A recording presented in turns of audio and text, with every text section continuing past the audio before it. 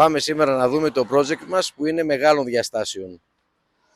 Φορτηγό Scania R του φίλου μας του Βασίλη, ο οποίος ήρθε και τοποθετήσαμε κλιματιστικό οροφής 24V στο επάνω μέρος της καμπίνας,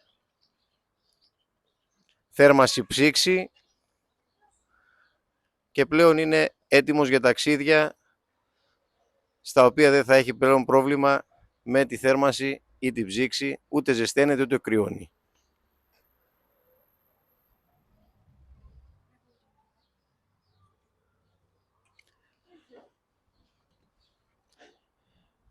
Πάμε να σας δείξουμε τώρα και την εξωτερική μονάδα.